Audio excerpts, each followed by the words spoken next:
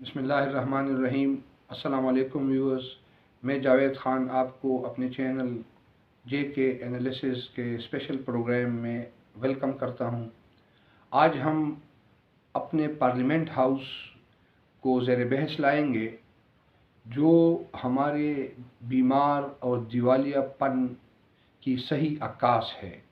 अगर आप पाकिस्तान के पार्लियामेंट हाउस को देखें तो आपको दुनिया में इसके हमपल्ला या बराबर सिर्फ अक़वाम मुत्तहिदा की जो जनरल असम्बली की बिल्डिंग है वो नज़र आएगी। बाकी दुनिया के पार्लियामेंट हाउस इसके मुकाबले में कुछ भी नहीं है, और वो ऐसे नज़र आते हैं जैसे कोई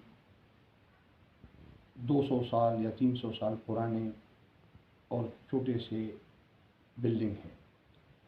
ये उस मुल्क की पार्लियामेंट हाउस की बिल्डिंग है जो कई दहाइयों से जहाँ जहाँ से हमें कर्ज़ मिलता है, ख्वाह वो फाइनेंशियल इंस्टीट्यूशन हो, वर्ल्ड बैंक, IMF, या वो ममालिक जो कर्ज़ देते हैं, अमेरिका हो या यूरोपियन ममालिक हो, सऊदी अरब हो, चाइना हो, UAE हो, वगैरह वगैरह। और कोई एक दफ़ा हम नहीं लेते हैं, जिस तरह मैंने कहा कई दहाइयों से, और एक तसलसल के साथ हम इनके दरों पे खड़े हो के भीख या कर्ज मांग रहे होते हैं। हमारा असल में पार्लियामेंट हाउस किसी भी कौम की एक अक्कास होती है, तो ये टोटली एक तज़ाद है। अगर आप हाउस ऑफ कॉमन को देखें या अमेरिकन कांग्रेस को देखें, जो दुनिया के मालदार तरीन ममालिक है और पूरी दुनिया को कर्ज भी देते हैं और ड्राइव भी करते हैं, और सुपर पावर भी है अमेरिका, उनके जो हाउसेस है उसमें वो कंधे से कंधा मिलाकर बैठे होते हैं, और वो 200-250 साल पुराने इमारत हैं। इसके बरक्स आप हमारे पार्लियामेंट हाउस को देखें तो एक मेंबर दूसरे मेंबर से 10 फुट के फासले पे बैठा होता है। ये गोल घूमने वाली रिवॉल्विंग चेयर के हमें एक ज़हनी बीमारी हो चुकी है। इंतहाई एक बड़ी सी कुर्सी होती है, उस पर मेंबर बैठे होते हैं। पार्लियामेंट हाउस में हाज़री अक्सर 30% के करीब भी नहीं होती है, बाकी मेंबर इसमें आते ही नहीं है।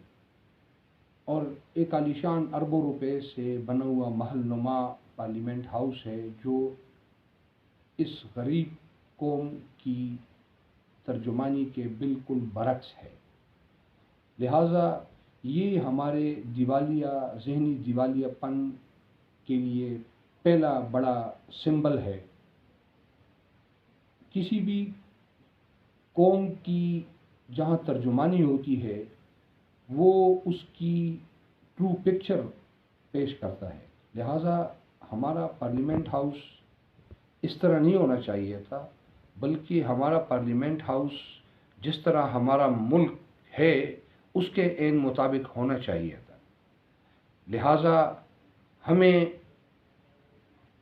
समझने की ज़रूरत है और गौर करने की ज़रूरत है कि ये जो हमारे लेजिस्लेटर्स है जो उधर जाते हैं, इन लोगों ने अपने लिए इस गरीब मुल्क में, जहाँ वो शायद चंद घंटों के लिए पूरे साल में आते हों, वहाँ भी उन लोगों ने अपने लिए कितनी आलीशान बंदोबस्त किए हुए हैं।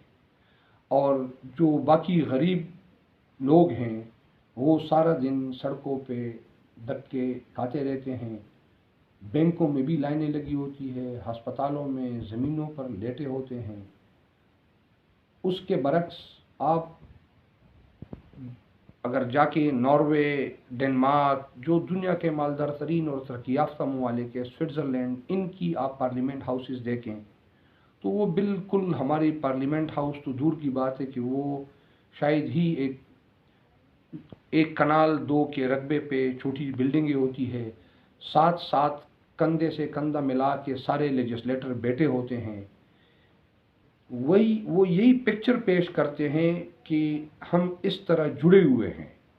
اور ہماری پارلیمنٹ ہاؤس میں 15 فٹ کے فاصلے پر بڑی بڑی کرسیاں رکھی ہوتی ہے اور ہر بندہ اپنی جگہ پہ ایک الگ وزیر اعظم معلوم ہوتا ہے.